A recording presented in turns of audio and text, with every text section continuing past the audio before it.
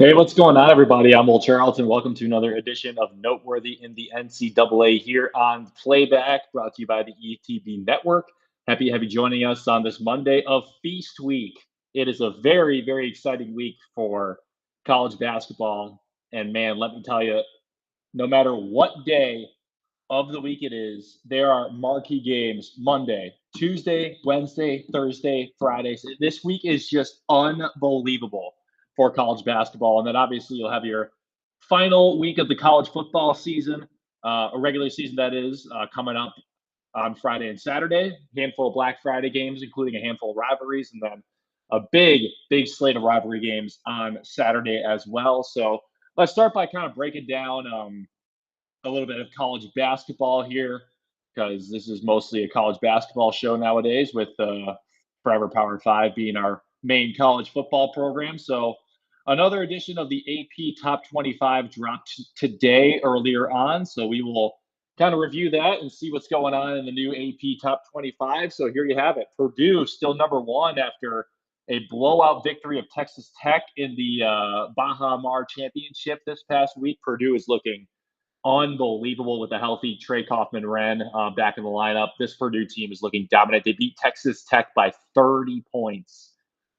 And Texas Tech is a darn good basketball team. Like, they beat Texas Tech by 30 points, and it didn't even look like they belonged on the same floor as them. Arizona went to Stores and beat UConn on the road last Wednesday night. So the Wildcats are looking like one of the best teams out there as well right now. Arizona looking like a perennial front runner for the I shouldn't say perennial, but looking like a front runner for the Big 12 right now. I mean, Koa Pete is looking like he might be right up there with DeBonsa for the best freshman in the country. Cameron Boozer of Duke's right up there as well. Just Arizona is playing out of their minds right now. It is very impressive what Tommy Lloyd's squad is doing down in Tucson. Arizona already has 2 top 10 wins this season over Florida and Connecticut. Also beat UCLA in what was a neutral site game, but was technically on the road. It was in the Intuit Dome where the Clippers play, so that is essentially a road game because they're in Los Angeles. So Arizona's looking like a phenomenal squad right now. Houston, obviously, you can't really be mad at what they're doing. Kelvin Sampson's got his boys playing right once again. They're right up there with Arizona to contend for that Big 12 title, just like BYU is. Alabama back in the top 10 after defeating Illinois last week in a fantastic basketball game at the United Center in Chicago. So essentially another road win for Alabama, beating Illinois in Chicago last Wednesday. That was 90-86 the final score was. That was a great game. Illinois kind of shot itself in the foot.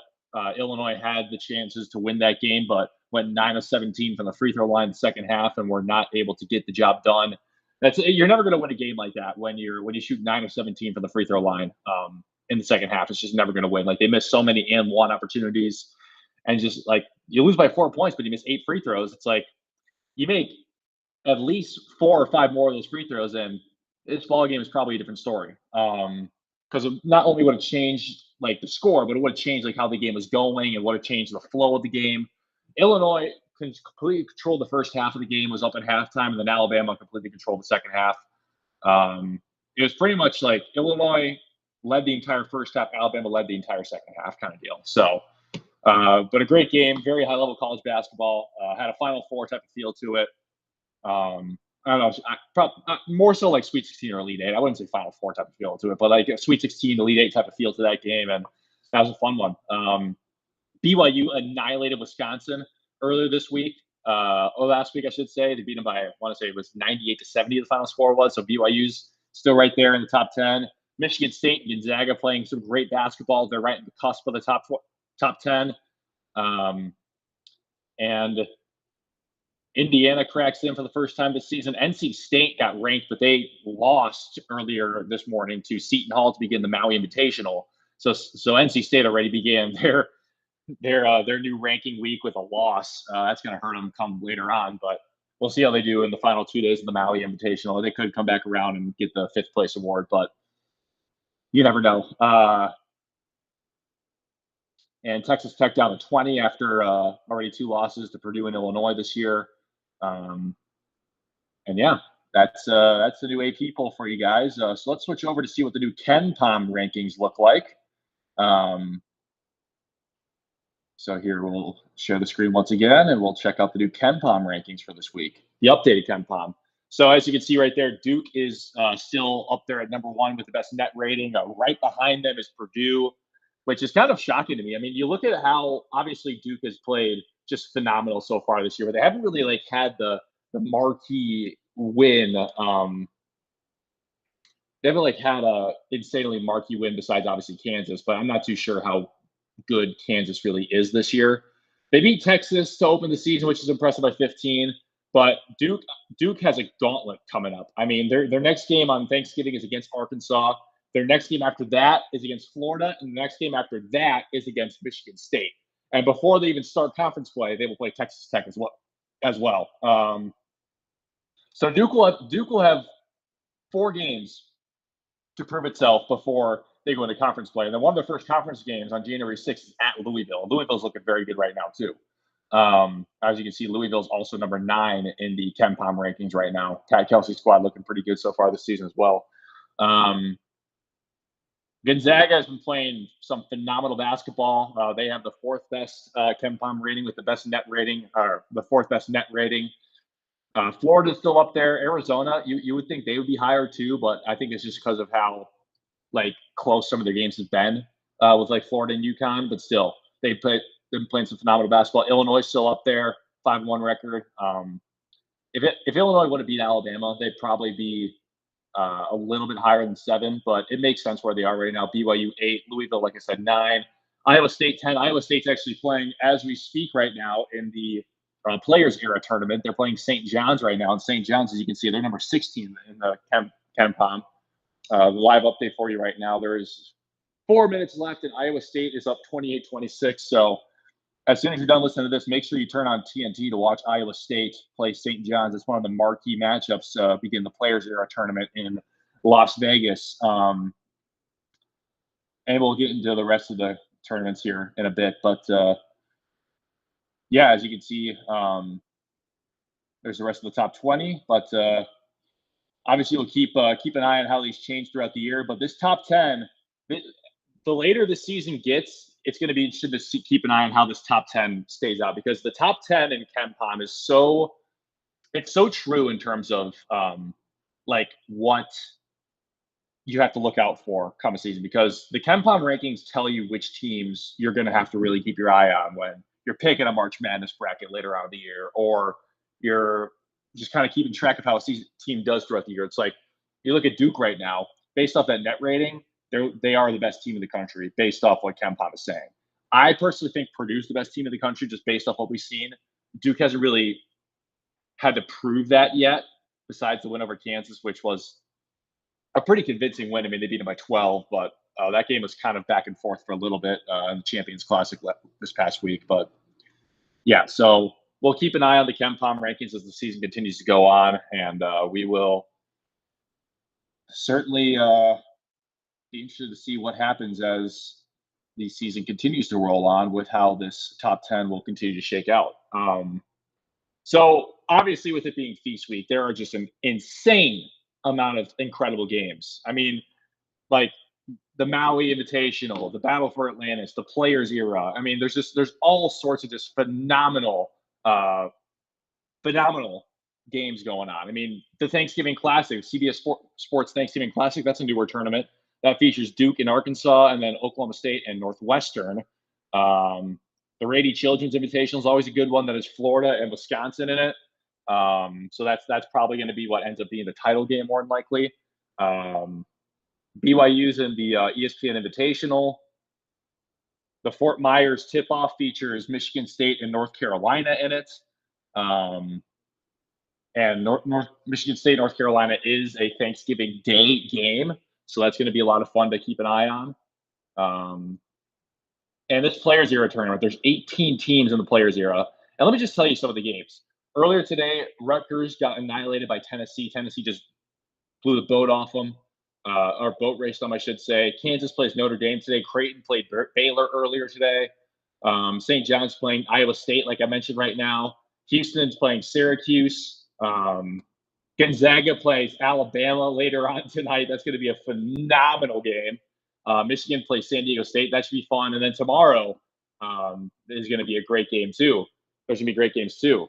St. John's plays Baylor. Houston plays Tennessee. That's going to be a really fun defensive matchup. Michigan plays Auburn. And UNLV plays Alabama, which should be a high-scoring game.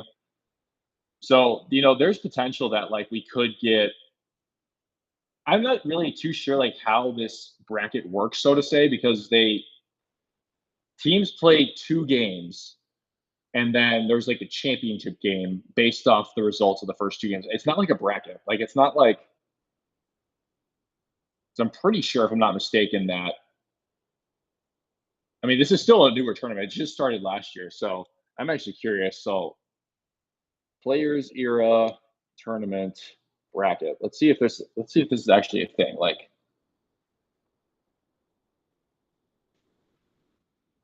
Okay, so yeah, in terms of,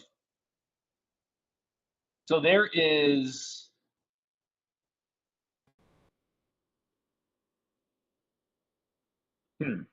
So yeah, I'm not too sure how it works because it's not a bracket.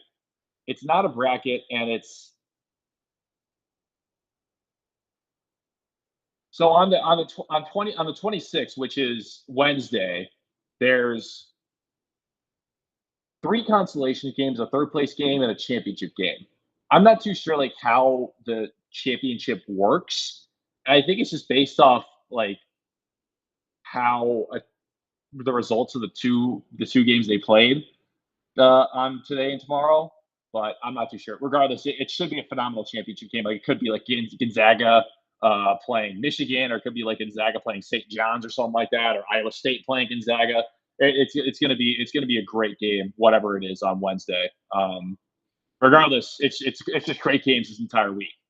You, if you're not watching college basketball this week, then I'm sorry, you're missing out. You should be watching college basketball this week. I'm going to be watching college basketball all week long, and I already have been today. So college basketball is honestly such a fun time of year because this week is essentially what you'll feel come the third week of March. When you have the 16 and 16 and 8 and 8 on that Thursday through Sunday.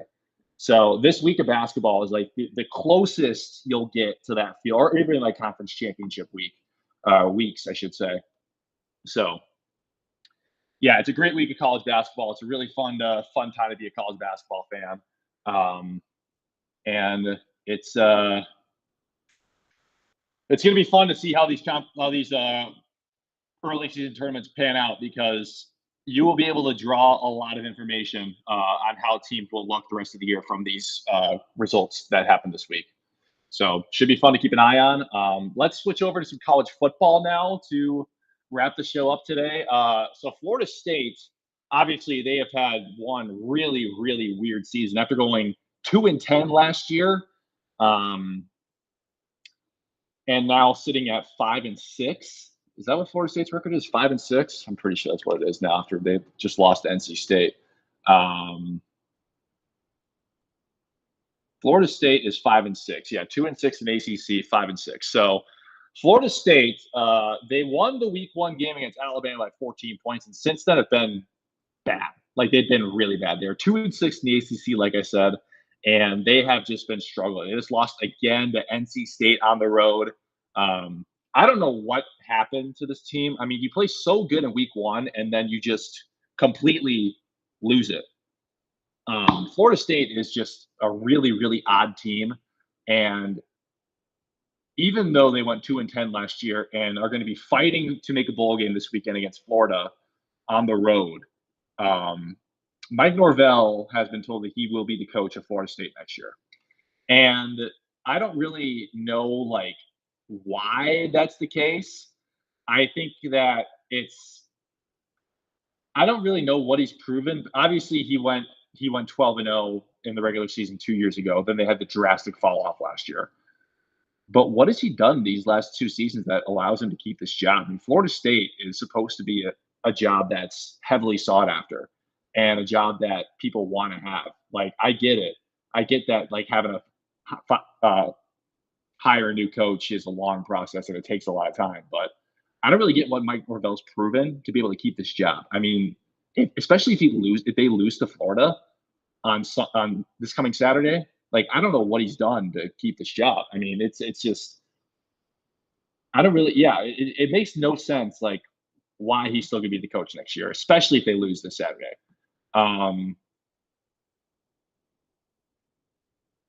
so it's a very interesting topic. I mean, I guess Florida State's going to give him one more year and see if he can right the ship. It looked like he was going to right the ship after week one, but since week one, Florida State is 4-6, and their early season was kind of like, I mean, they had the two non-conference, but I think they started 3-0, and then I think since they started 3-0, they're 2-6 since then. I believe that's what it is. So let's see. I will confirm this right now.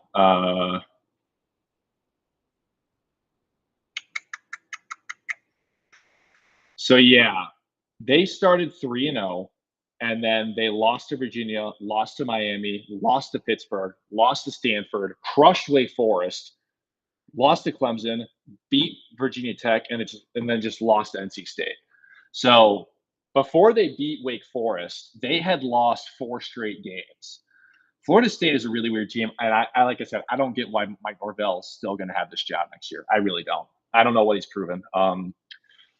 Anyway, also in the ACC, yesterday, Justin Wilcox was fired from Cal. Their head coach is gone after they lost to Stanford, and Stanford's bad. Cal lost the big game this past weekend to Stanford, and Justin Wilcox is gone. Cal actually has had a decent year too. I mean, they have not been bad. I mean, they're 6-5. They're already bowl eligible, but they're 3-4 in conference play. So they're at least they're going to go to a bowl game, but I don't really know. I mean, they haven't really done much besides that in the recent years. So Justin Wilcox is out as Cal head coach. So there's another major college program that has a head coach opening for this offseason. And so far, still James Franklin is the only coach who has been hired by a program. But that's going to do it for this week's edition of Noteworthy in the NCAA. Thanks for tuning in, and we'll make sure to catch you back here next Monday for another update on the new men's basketball AP poll and the updated KenPom rankings after this crazy week of games that we're about to have. I'm sure the KenPom rankings are going to be shaken up a little bit after all sorts of crazy results that we'll